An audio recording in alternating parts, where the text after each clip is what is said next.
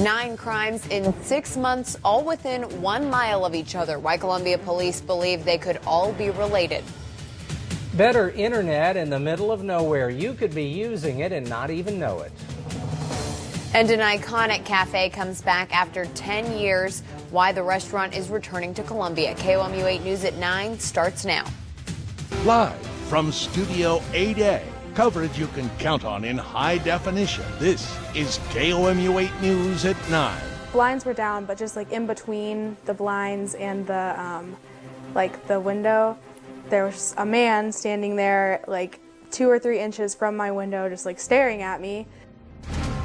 Columbia police are on the lookout for a serial burglar. Good evening, I'm Brittany Pieper. And I'm Jim Rick. Thanks for joining us. Police are investigating 9 reported break-ins and 1 sexual assault the past 6 months. They're all within about a mile of each other in the East Campus neighborhood area. Columbia police believe all of the incidents are related. Officers say the suspect is entering homes through unlocked doors. One more recent incident began with a locked door. KOMU 8's Ashley Arp is live in that neighborhood with details on the break-ins. I'm here on Anthony Street where 3 of these reporting live in Columbia. Ashley Arp, KOMU 8 News. You may be connected to a network without even realizing it. KOMU 8's Crystal Cho is in the studio to tell us more about a company that's providing even more cell phone, television, and internet service thanks to a big grant from the government. Crystal? Whether you make a call in the middle of the highway or take to allow more access to residents.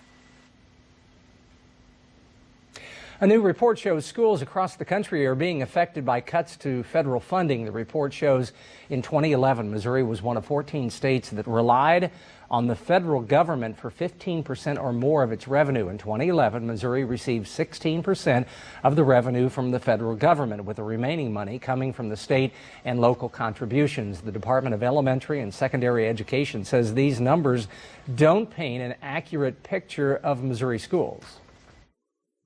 It looks like Potter says the sequester only took about $5 million from Missouri schools, and because of an increase in state money, the cuts didn't do too much damage. In 2016, the National Highway Traffic Safety Administration will change its safety requirements for buses. 3-point lap shoulder belts will be required in all large tour buses. Current law requires buses to just have lap belts. According to the NHTSA, on average, 21 people are killed and 8,000 injured each year in bus accidents. It believes the new seatbelt requirements will reduce those numbers by nearly half. Fairview Park may see improvements next year. Columbia Parks and Rec held a public meeting this evening to discuss the changes. The plan includes a rebuilt shelter, new parking lot, and playground. Parks and Rec says the idea of a new playground is especially popular since the only nearby one is at Fairview Elementary School. The total budget for the project is $175,000. It's a heavily used park in the week. Some of those upgrades. Parks and Rec says no trees will be cut down. The next step is to bring the plan to the City Council. If approved, they hope to begin construction in January or February. A Columbia landmark is nearly ready to reopen. KOMU 8's William Joy shows us how Glenn's Cafe is preparing for its grand opening after relocating from Boonville. After closing down and moving to William Joy, KOMU 8 News, Columbia. The hotel says a couple of people from the Boonville location will come to Columbia, but most of the staff will be all new. It was gloomy, gray. It was raining today across mid-Missouri. Let's send it over to Dave for a check of the forecast. And it's still gloomy and gray. No. Tomorrow marks the 50th anniversary of John F. Kennedy's assassination. Coming up, how a mid-Missouri woman's life was changed after that day in Dallas. Thank you very much. I rest my case. Tomorrow marks the 50th anniversary of the assassination of President John Kennedy, one of history's most notable figures. NBC KOMU 8's Maddie Heidenreich talked to a local woman who says she will always have good and bad memories of November 22nd, 1963. I took the picture, and it was Boone County. Tomorrow we will hear from more Mid-Missouri voices, where they were and how they heard about the president's assassination. A rare outbreak in Africa continues to claim lives. We'll tell you how many people have died from the disease so far. A supermarket collapses, killing at least 4 people and injuring dozens. And anger in Indonesia after allegations of phone tapping. KOMU 8's James Packard is here with tonight's Worldview. All right, Jim and Brittany, thank you very much. We start your world news tonight in Latvia, where at least 4 people are dead after a supermarket collapsed. Rescue officials say at least 30 people were hurt when a large section of the store's roof collapsed. Rescuers are still searching through the rubble, but it's not clear how many people may be trapped. It's also not clear what caused the collapse, but there are reports a garden was being built on the store's roof. And in Indonesia, anger has been growing over allegations Australia's spy agency tapped the phone conversations of top Indonesian officials, including the president and his wife. In Jakarta, harsh words towards Australian Prime Minister Toby Abbott were plastered outside the Australian embassy. And in Yogyakarta, protesters burned printouts of the Australian flag.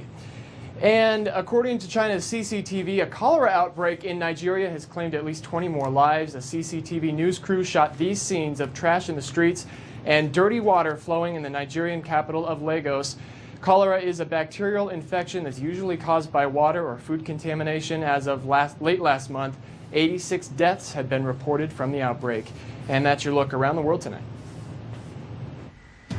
Missouri heads into Oxford, Mississippi with a familiar face under center. Coming up in sports, we'll give you a preview of the game live from Ole Miss. Chris, thank you very much. December is about a week and a half away. We're about to take a look at how one major city is already celebrating. We've still got a week until Thanksgiving, but in Paris, it's already beginning to look a lot like Christmas. Paris turned on the Christmas charm as the annual lights display was switched on along the famed Champs-Élysées. The Eiffel Tower is known for being beautiful at night with sparkling lights. The lights will stay on through January 8th. And here's a look at what we're following for KOMU 8 News at 10. Nobody wants to live near a vacant or unsafe home. But there are nearly 20 severe nuisance properties in Columbia. A special report on the city's plan to cut down on that number. That and more coming up on KOMU 8 News at 10. And if you missed it, let's recap that weather for you. We'll be chilly overnight, getting down to about 34 degrees. Clouds will hang in there quite literally. Tomorrow, still kind of cold, 37 for the afternoon high. Then even colder Saturday and Sunday with a mostly sunny sky. As we work our way back into the Thanksgiving holiday week, we'll creep back up into the middle 40s, which is something a little more normal for this time of the year. And much more doable. Well, it's only 10 degrees.